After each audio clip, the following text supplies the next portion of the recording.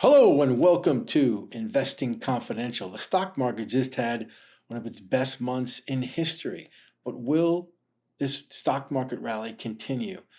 Got a Fed meeting this week, got housing collapsing, consumers got issues.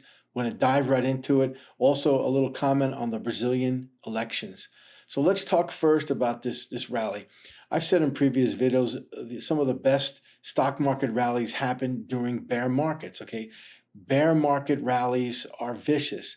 This last sort of 30 days, like let's say October, has been one of the best. As you can see here, we've had one of the most vicious and best bear market rallies ever.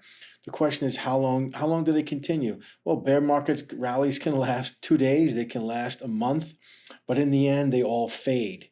And obviously, you've had a lot of reasons why the market rallied. Everyone was bearish. Everyone owned puts. I mean, there was just all these indicators were just telling us that this market was going to rally, okay? And it did. And it did for quite some time. If you're a trader, you benefited from it. Obviously, over the last few days, actually last week, the market's been up and down with the tech earnings. Look at these FANG, what they call the old FANG tech price earnings ratio versus the S&P. They've come down a lot. There's reasons for that. Even obviously, think about it. Even with this big rally, the FANG, the tech stocks are still are right now down where the S&P is in terms of PE. Are they cheap? I don't think they're cheap yet, but they look interesting, right? So even with this rally, you still have to be very cautious. Okay, as a trader, you may want to take some money off the table. As an investor, you definitely don't want to touch this stocks at this point and bonds. But we have some major catalysts coming up. Obviously, the Fed decisions coming up. That's going to be a major catalyst. What is the Fed going to do? 75 bips is baked in. Okay, that is baked in. There's no doubt they're going to do 75 bips. The question now is the guidance. What are they going to do in the next meeting? Are they going to say 75? Or are they going to indicate 50 basis points? Well, if you think about it this way, what the Fed's been saying, as we've talked about, the Fed is not only behind the curve, they're way behind the curve. And inflation is still an issue. As I've mentioned before, inflation probably has peaked. But until it comes out in the CPI, the Fed's going to have to continue to hold the line, saying they're going to do whatever it takes to take inflation down. They're going to continue to raise rates. So anyone expecting a pivot, and there are people expecting a pivot, and maybe this rally was a rally expecting a pivot, is not going to get it. So if the Fed comes out with this verbiage that they're committed to continue to raise rates aggressively till get to a target, and they're going to keep saying 2%, which I don't think anyone believes, but then they keep saying 2%, then the market's going to be disappointed, and the market's going to sell off. CPI in all measures is still rising in the short term. Look at the charts here. I mean, inflation is going up here in the U.S. It's still very, very high. I think it's coming down, and I'll show some reasons why. Look, we are in a global economy, right? This is a global situation. Inflation is global. So it's hard to see the U.S. inflation coming down dramatically when other parts of the world, like Europe, for example, are just starting to see inflation raise. Look at the inflation in the EU. It's through the roof, and it continues to go higher. And even though energy prices have come down dramatically in Europe, inflation continues to go higher. Again, this is the old idea of being sticky. Not one thing is going to take it down. So in the U.S., we are seeing signs of a slowdown. One of the interesting charts here you can see is job postings, okay? People talk about the unemployment of the Fed. It's focused on unemployment numbers. Unemployment numbers are going to be coming out soon. And this could give some indication of the future. Job postings, as you can see here, are in decline, meaning companies are not hiring. So the way the job numbers are posted, the way the government posts everything, I told you before, I mean, they've got to change the way we do things, at least the way they look at numbers and the way they do these polls. They're not accurate anymore. But if you look at the way the unemployment numbers are put together and you look at these job postings, the unemployment numbers are going to deteriorate. Okay, that's a fact. You can see it here in this chart. Numbers are going to deteriorate. And so again, that's going to be sort of one of these indications. People are going to put two and two together and try to get four, and they're going to say, oh, maybe the Fed will pivot here because the employment numbers are deteriorating. But that's down the road after the Fed comes out with its very strong speech after what I think is going to be a 75 basis point rise. Another reason why inflation has peaked, again, housing is a big component of inflation. Look at the weakness in housing. We've seen it before. Housing weakness is sticky, okay? It does take inflation down, but we're not going to see housing drop dramatically in the short term. Housing is coming down. It's going to come. It's a 2 to 3 year phenomenon for housing is bottomed out. So the housing is going to be very positive or slightly positive for those looking for signs that inflation is coming down, but it's still going to be sticky at least another 2 years out. Another indication that we are maybe topped out, but again, all these things I'm telling you is that we're topping out inflation, but also they're showing that the economy is very weak, okay? Really weak. Again, another sign, you look here, freight index, truck index tells a story. What does this mean? Look, trucking is the lifeblood of any economy. All our goods and services are transported by truck. And what is it telling you? The trucking industry, I showed some charts last week, the truck industry is weakening fast. Okay, that tells you that the consumer is pulling back.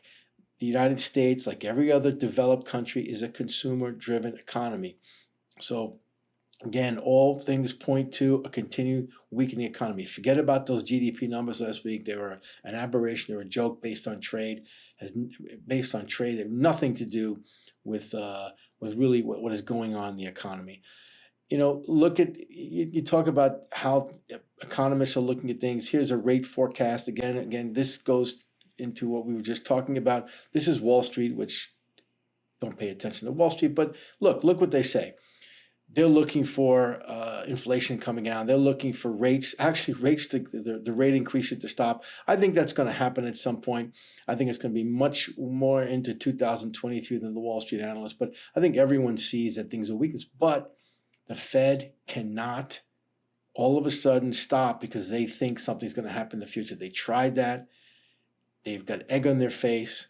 So they are going to wait for the number. So going back to what I mentioned, anyone thinking that the Fed is just going to all of a sudden after decision 75 say, oh, we're going to calm down now. No, it ain't going to happen. And again, it goes back to what I just mentioned about inflation being sticky.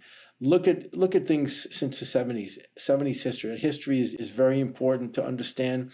Inflation is very sticky. It doesn't peak up and come back down again like stock market bubbles and bond market bubbles do. You're going to have a longer period, a protracted period of time of high inflation like you had in the 70s, and this just points it out. So again, inflation is going to come off, but it's not going to come off that much.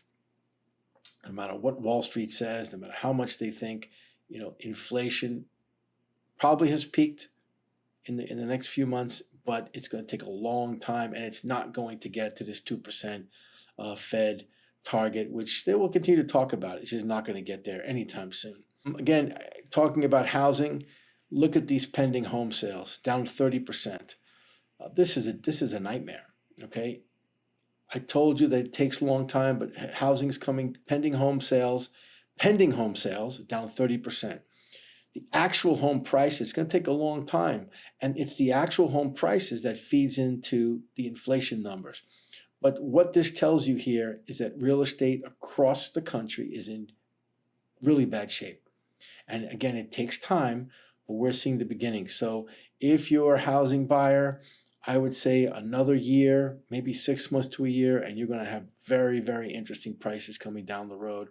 And again, what we talked about, talking about all of these things that are going to add to a lowering inflation, but on the flip side, they're very bad for the economy. Look at housing in terms of its importance in GDP. I mean, it's very important. And so again, if we continue this movement down in housing, it's going to have a significant effect, a negative effect on GDP. So again, going back to this theme of the stock market, the bond market is usually what you want to follow to find out where the stock market's going. Look at the damage that we've done in the stock market. I mean, it's really bad. On a long-term basis, this is probably one of the worst in recent times in anyone's memory, right? I don't think there's anyone living that saw a worse bond market debacle or damage. And this has implications for stocks. Okay, so the stock market, as we've talked about, has come down. It hasn't come down that much. We haven't, the market has not tested the COVID lows. Stocks have. So, Meta, for example, a number of companies have tested the COVID lows. I think the stock market is going to test those COVID lows and probably break at some point, but that catalyst is coming. Earnings, besides the Fed, earnings is the other catalyst. Look at these so far. Earnings beats have been below average. Okay, you need earnings beats to drive the market higher. Okay, so this rally we just had was basically a counter trend rally off tremendous bearishness. If this earnings trend continues, I think it will, especially with the tech stocks and what we're seeing and the kind of stocks that are reporting going forward. We're going to see again a very minimal amount of earnings beats. Most likely we're going to see earnings revisions lower again. So it's hard to see any copper rally continue with earnings not being what they should be in terms of bull market earnings. Finally, just again, always on a positive note, emerging market valuations. We talked about emerging markets, that this is going to be the place to put your money. Obviously, right now is probably not the best time to buy, but if you need to start focusing and understanding and getting comfortable with non-US stocks, especially in emerging markets, the valuations are very interesting. So you look at here, you look at just, again, this is just one indicator. It's not no one indicator is great, but you have, current PE below forward PE. That's usually a sign that things are getting very interesting on a value basis. I mentioned Brazil, and I'll mention it again only because obviously the election was this weekend. People are talking about it. I'm not going to get into what I believe who is the best president. Again, this was a choice, the best of the worst, as they call it. Two flawed candidates, and one of them won, Lula, who was the former president. There are a lot of people banging the drum saying, "Oh, I saw this guy came into the office 2002. There was a big market rally." Don't buy into that. Okay, that's not a reason to buy Brazil because he got lucky. China had just gotten into the WTO, and China started buying commodities. Brazil's a commodity producer. Things are going. But we do have something similar, which is inflation, which is commodity inflation, which should help Brazil to a certain extent. And Brazil's valuations are very interesting, but I think you have to wait till the dust settles till you start buying Brazil. But I would definitely take a look at some of the ADRs, the ETFs. I prefer always to buy individual stocks. Go to ADR.com. I hate to really be pushing that, but because it's JP Morgan, but there you could search by country. You could find some interesting companies based in Brazil, and that's where you want to start looking. Okay, so but at the end of the day, maybe a little too early, but the election should be a catalyst over time for better things to come in Brazil. Especially because, as I mentioned before, the central bank, unlike our central bank, their central bank is very independent and is way ahead of the curve. Brazil no one has defeated inflation. Brazil's inflation is coming off. They raised their interest rates a year before we did. Their interest rates are coming down. Our interest rates are going up. That's usually, on a relative basis, a place you want to take a look at. But all in all, will this rally continue? Hard to believe it will, given we got Fed numbers, bad earnings still to come, a lot of things, bond market falling apart. So investors, as always, be careful out there.